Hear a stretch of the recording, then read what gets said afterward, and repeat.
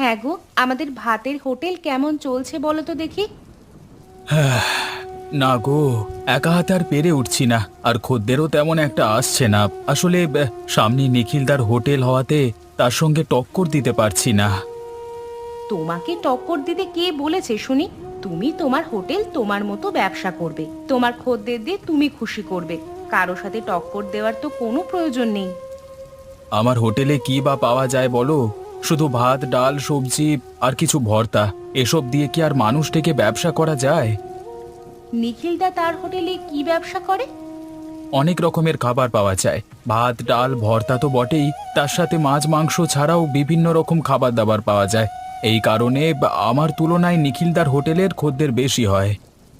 তাহলে তুমি এমন কিছু করো যে খাবারটা নিখিলদার হোটেলে পাওয়া যায় না। কিন্তু কোন খাবারটা করলে যে খদ্দেররা আবার আমার দিকে আসবে, সেটাই তো আমি বুঝতে পারছি না। আচ্ছা শোনো না, আমাদের গ্রামে তো কোনো হোটেলে বিরিয়ানি পাওয়া যায় না। আমরা যদি বিরিয়ানি বিক্রি করি কেমন হবে? হ্যাঁ গিন্নি, কথাটা তুমি মন্দ বলনি। আমাদের গ্রামে এখনো পর্যন্ত কেউ বিরিয়ানির দোকান করেনি। অতএব আমরা যদি বিরিয়ানি করি, তাহলে সেটা একটা নতুনত্ব খাবার হবে। আমার বিশ্বাস মানুষেরা অনেক পছন্দ করবে। আসুন আসুন, খেয়ে যান, গরম গরম খাবার খেয়ে যান। কাজে যাওয়ার আগে সুলভ মূল্যে সুস্বাদু খাবার খেলে সারাদিন পেট ভর্তি থাকবে। ভাত, ডাল, মাছ, মাংস যা চাইবেন তাই পাবেন। আসুন আসুন, খেয়ে যান, খেয়ে যান। সুমন, এদিকে একটু শুনে যা তো। হ্যাঁ বাবু, বলুন কি বলবেন। তা সুমন, আজকে খাবারের সাথে কালকের বেঁচে থাকা খাবারগুলো মিশিয়ে দিয়েছিস তো? সে আর বলতে বাবু, সে আপনি বলবার আগেই আমি করে ফেলেছি। হ্যাঁ, এই খদ্দেররা বাসি খাবার খাচ্ছে নাকি টাটকা খাবার খাচ্ছে সেটা কিছুতেই বুঝতে পারবে না। ঠিক আছে ঠিক আছে, এইভাবে চলতে থাকলেই আমাদের মুনাফা দ্বিগুণ হবে। কি ব্যাপার বল দেখি সুমন, আজকে গোপাল হোটেল বন্ধ করে রেখেছে কেন? হ্যাঁ, হোটেল বন্ধ না করে আর কি করবে বলুন? ওর যে মুনাফা একদম তলানিতে এসে ঠেকেছে। ওর হোটেলে যে আর বেশি খদ্দের যায় না। তাই নাকি? তাহলে তো ভালো কথা। এই গ্রামে শুধুমাত্র আমার একারই হোটেল রয়ে গেল। সমস্ত খদ্দের আমার কাছেই যেহেতু আসবে, সেহেতু আমি আরো বেশি বেশি খাবার তৈরি করতে পারবো। হ্যাঁ বাবু, আর যদি সেই খাবার বেঁচে যায় তাহলে সেগুলো পরের দিন আবার গরম করে বিক্রি করতে পারবো। খদ্দেররা না খেয়েও যেতে পারবে না, কারণ তাদের কাছে দ্বিতীয় কোনো বিকল্প নেই। হ্যাঁ বাবু, আপনি তাজা বলেছেন। এবার আমি যাই বাবু, কারোর কিছু লাগবে নাকি দেখি। ঠিক আছে, তুই এখন যা কেমন। হ্যাঁ জমিদার বাবু, কালকে রাতের বৃষ্টিতে আমার কিছু সুস্বাদু খাবার খেতে ইচ্ছে করছিল। তাই নাকি? তা কি খাবার খেতে ইচ্ছে করছিল? প্রতিদিন এই ঘরের খাবার খেতে খেতে খুবই বিরক্ত লাগছিল। সেই জন্য একটু বাইরের হোটেলের খাবার খেতে ইচ্ছে করছিল। তাহলে তো হোটেলে গিয়ে খেয়ে আসতে পারতিস। হ্যাঁ হ্যাঁ, না মানে বাবু, আপনাকে ছাড়া হোটেলে যাওয়ার কোনো মানে হয় না। হ্যাঁ, তা তো বটেই। আর তার সাথে খাবারের টাকাটাও যে আমাকেই দিতে হয়। আমার সঙ্গে তো যেতে ভালো লাগবেই। মানে বাবু, ওই আর কি। ঠিক আছে, তোর যখন এতই ইচ্ছে তখন চল না। আজ না হলে কালকে আমরা নিখিলের হোটেলে গিয়ে খেয়ে আসি।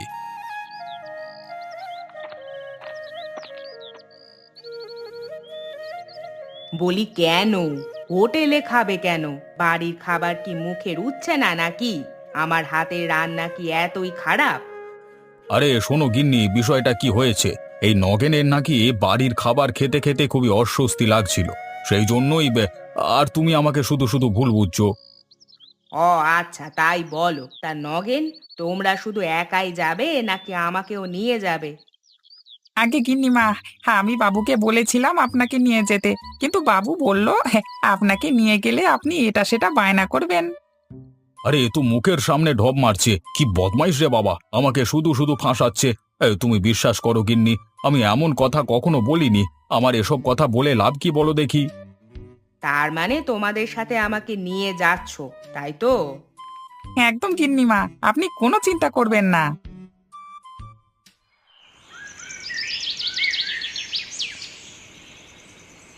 আমিও তোমার সাথে তোমার হোটেলে বিরিয়ানির দোকানে স্বাদ দেব।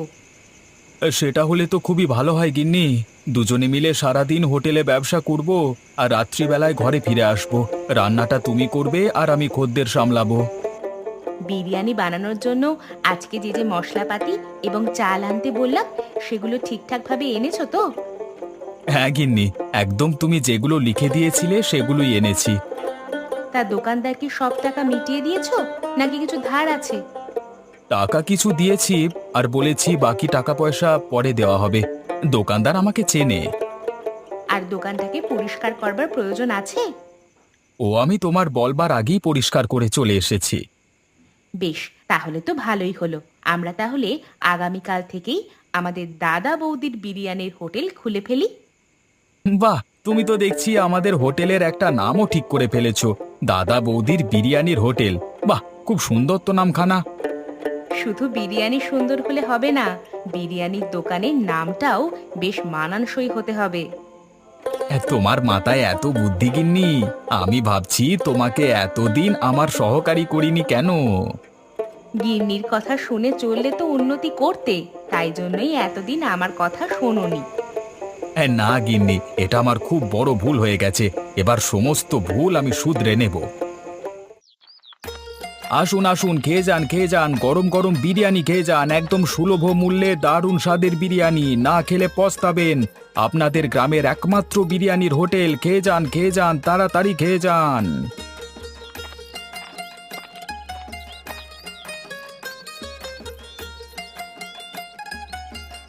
বলো কি গো গোপাল, তুমি তাহলে এই গ্রামে বিরিয়ানির হোটেল খুলি ফেললে?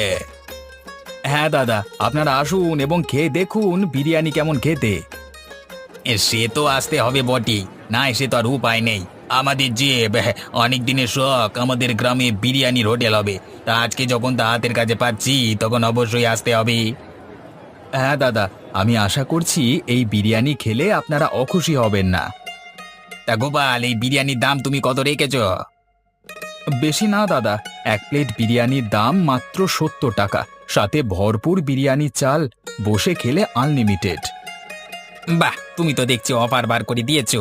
তা আমার জন্য এক প্লেট হবে নাকি এখন? অবশ্যই হবে না মানে?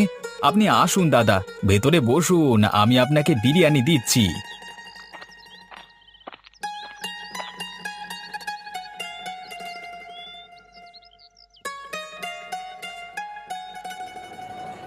উম, আরে বাহ, এ তো দারুণ সুন্দর হয়েছে। তা কে রান্না করেছে এই বিরিয়ানি? হ্যাঁ, বিরিয়ানি রান্না করেছে আমার একমাত্র গিন্নি। মানে আমাদের লতা বৌদি? আরে বাবারে, লতা বৌদির হাতের বিরিয়ানি যে এত সুন্দর সেটা তো আমরা আগে জানতাম না।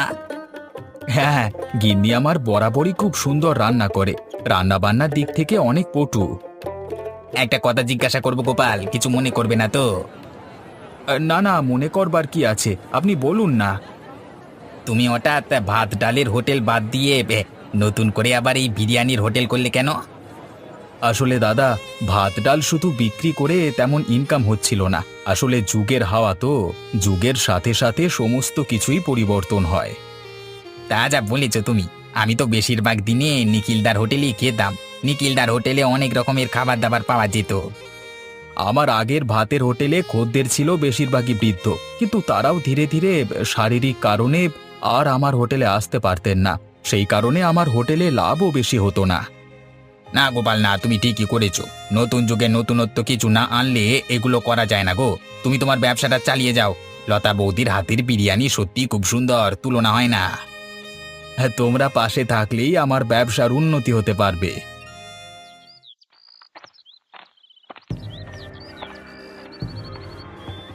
আরে কি হলো সুমন, তুই হোটেল ছেড়ে এখানে কি করতে এসেছিস? কি হলো, কি ব্যাপার?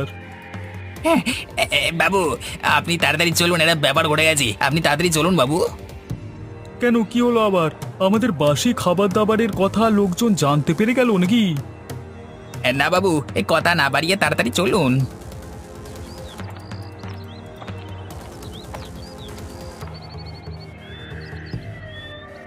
ওই দেখুন বাবু। এ কি রে, দাদা বৌদির বিরিয়ানির হোটেল? এই হোটেল আবার কে খুললো? বাবু, আমাদের গোপালদা আর ওর বউ মিলে এই হোটেলটা আজকে খুলেছে। দেখুন না, কত লোকজনের ভিড়। আরে এ যে তাজ্জব ব্যাপার, গোপাল যে এরকম একটা কাজ করবে সেটা তো আমি ভাবতে পারিনি। এখন কি করবেন বাবু? আমাদের হোটেলে তো একটা লোকও আসছে না। দাঁড়া দাঁড়া, একটু ভাবতে দে। এইভাবে তো হাল ছেড়ে দিলে হবে না। তুই এক কাজ কর, তুই গোপালের হোটেলে চলে যা। এই নে 100 টাকা নিয়ে যা।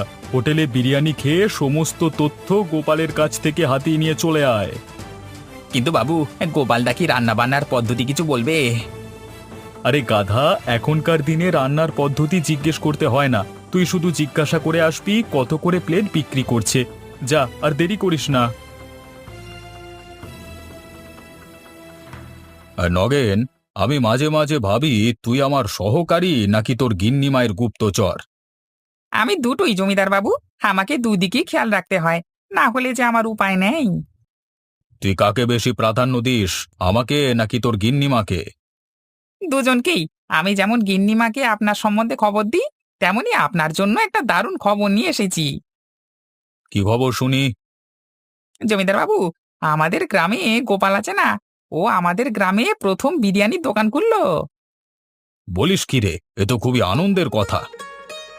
শুধু আনন্দ পেলেই হবে না জমিদার বাবু, আমাকে আর গিন্নিমাকে একদিন রাতে বিরিয়ানি খাই আনতে হবে কিন্তু। হবে হবে, নিশ্চয়ই হবে, কিন্তু তোর গিন্নিমার কানে এই কথাটা তুলিস না যেন। সেটা না তুলে তো আমি থাকতে পারবো না বাবু। ওই যে বললাম না, আমাকে দুজনকারই খেয়াল রাখতে হয়। মাঝে মাঝে ভাবি জমিদার কে, তুই না আমি?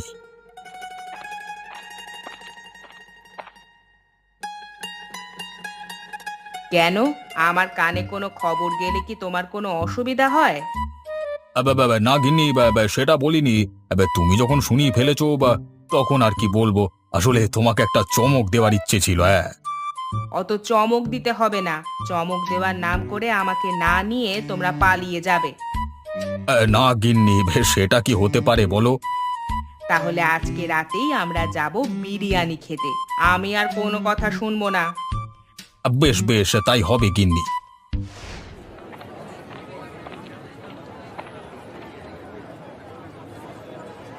আরে গোপালদা, এ তুমি নতুন বিরিয়ানির দোকান দিয়েছো, এ আমি ভাবতেই পারছি না গো। ভাববার কি আছে সুমন, তোমার হোটেলের সামনেই তো আছি, তুমি তো দেখতে পাচ্ছ। দেখে আর কি হবে দাদা, বিরিয়ানির গন্ধে যে আমি আমার হোটেলে থাকতে পারলাম না, তাই জন্য আমি বিরিয়ানি খেতে চলে এলাম। তাই নাকি? তাহলে এসো, বসে পড়ো। তা কত করে বিরিয়ানির প্লেট বিক্রি করছো দাদা?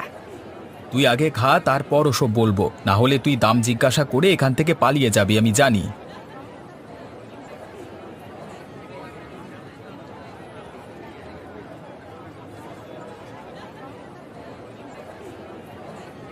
উফ, সেই স্বাদ, এ স্বাদের ভাগ হবে না। সত্যি দাদা, তুমি বিরিয়ানিটা খুব সুন্দর রান্না করেছো, একদম মন থেকে বলছি। বিরিয়ানিটা আমি নয় রে, তোর লতা বৌদি রান্না করেছে। ভালো হয়েছে বলছিস? একদম দাদা, এই বিরিয়ানি লোকেরা অনেক পছন্দ করবে। দাদা, তোমার কাছে একটা অনুরোধ করব। হ্যাঁ বল না। বলছি, তোমার কাছে কি এখন কোনো কাজ হবে? তাহলে আমি কাজে ঢুকে পড়তাম। সে কি রে, তুই যদি আমার কাছে কাজে ঢুকিস তাহলে তো নিখিল তোর উপর খেপে যাবে। নিখিলদার হোটেল বেশি দিন থাকবে না, তুমি আমার কথাটা মিলিয়ে নিও গোপালদা। কেন রে, হঠাৎ এরকম কথা বলছিস কেন?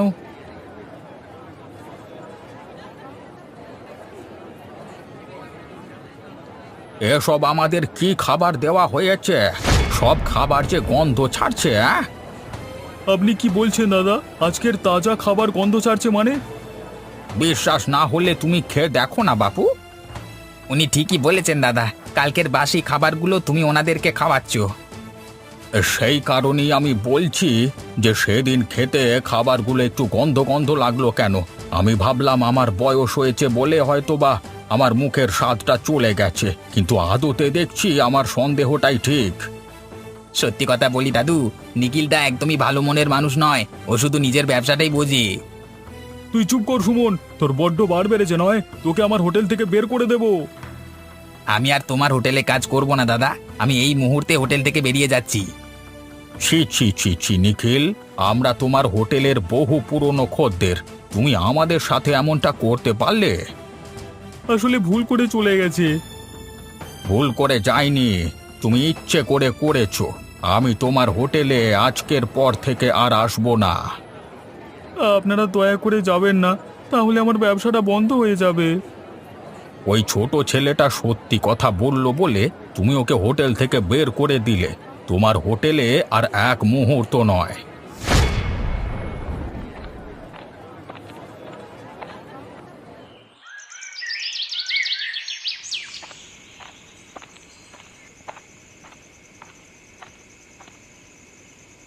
আরে কি সৌভাগ্য আমার, জমিদার বাবু যে আর গিন্নিমা আপনি এসেছেন। হ্যাঁ গোপাল, আমাদের এই নগেন জেদ ধরলো যে তুমি নাকি নতুন দাদা বৌদির বিরিয়ানির হোটেল খুলেছো, আর সেখানেই আমরা আজকে সপরিবারে খেতে যাব। তা সেই কারণেই এলাম গোপাল। তা বিরিয়ানি হবে তো? অবশ্যই জমিদার বাবু, আমি অনেক খুশি হয়েছি। আপনারা সকলে আসুন, এসে ভেতরে বসুন।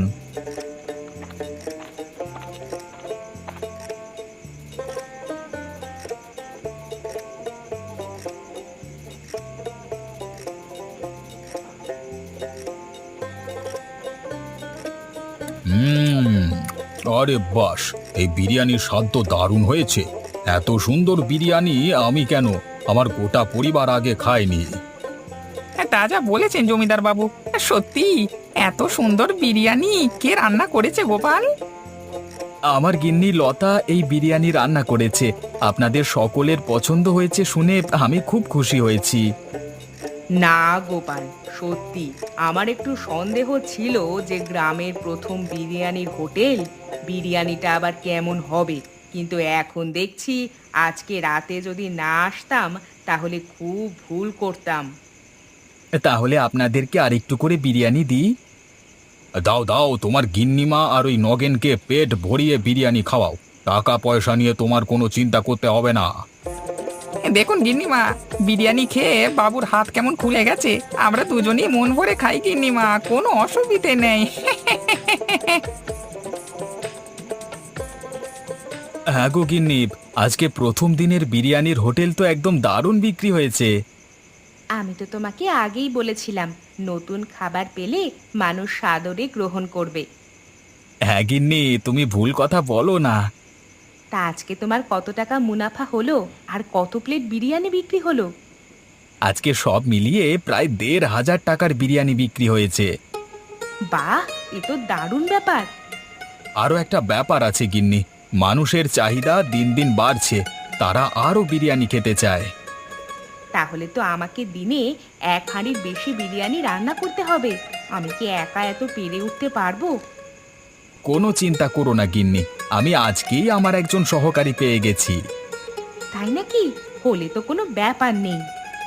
হ্যাঁ গিন্নি, সামনের হোটেলে নিখিলদা আছে না, নিখিলদা তার খদ্দের দিকে পচা খাবার খাওয়াতো জানো। সে কি কথা, তোমরা কি করে ধরলে?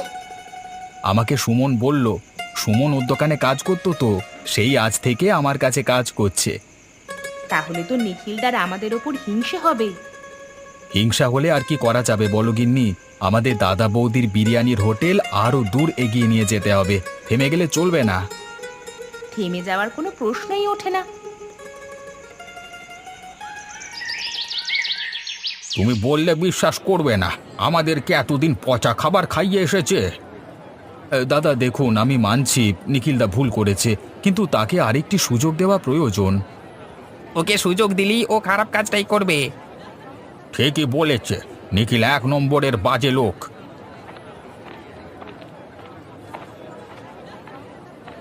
দাদা, আমার বড় ভুল হয়ে গেছে, আমি আমার খদ্দেরের সাথে বেইমানি করেছি।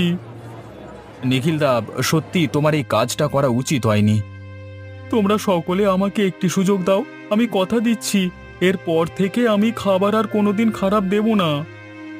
দেখো, আমাদের তো বয়স হয়েছে, আমাদের সামান্য দুটো ভাত ডাল পেলেই খুশি হয়ে যায়, আর তার উপর তুমি যদি এরকম কারচুপি করো, আমরা যাবো কোথায় বলো দেখি। না দাদা, আমি আর এই ভুল করব না। গোপালদার দাদা বৌদির বিরিয়ানির পরে আমার হোটেলের খাবারের নাম হবে, আমি এটা কথা দিলাম। নিখিলদা যখন এত করে ক্ষমা চাইছে, তখন আপনারা ওকে ক্ষমা করে দিন। নিখিলদার ব্যবসাটা চালাতে না পারলে সংসার চালাতে পারবে না। বাবা সুমন, তুই আমার কাছে আবার কাজে ফিরে চল। যাব না। কেন? তুমি যে ওকে দূর দূর করে তাড়িয়ে দিলে, ওর বুঝি অভিমান হয় না? এখন তোমার হোটেল তোমাকে একাকী চালাতে হবে, কেউ তোমার সহকারী নেই। তাহলে আর কি নিখিলদা, এখানে 1 প্লেট বিরিয়ানি খেয়ে কাজে লেগে পড়ো